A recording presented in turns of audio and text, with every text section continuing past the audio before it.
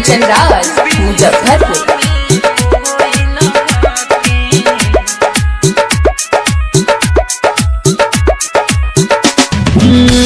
यीशु मसीह जी के महिमा अपार है।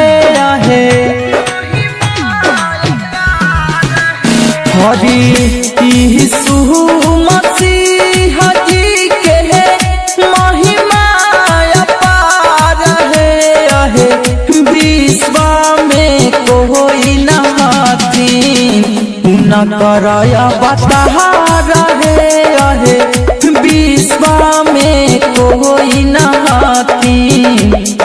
कराया बता रहे।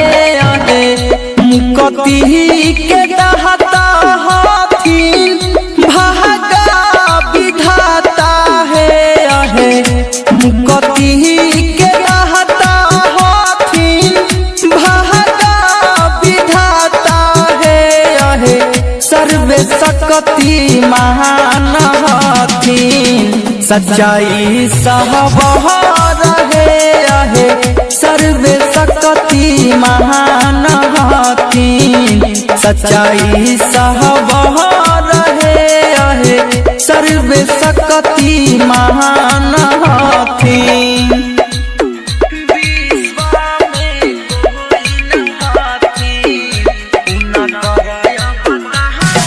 डीजे कंचन राज मुजफ्फरपुर।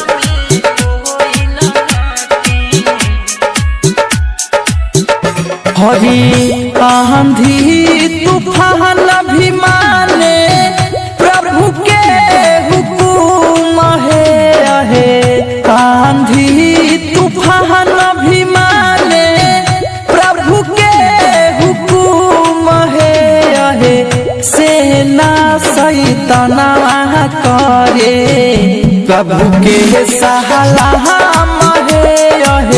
सेना सैतना करे यीशु के सलाम है। विश्व में कोई न कराया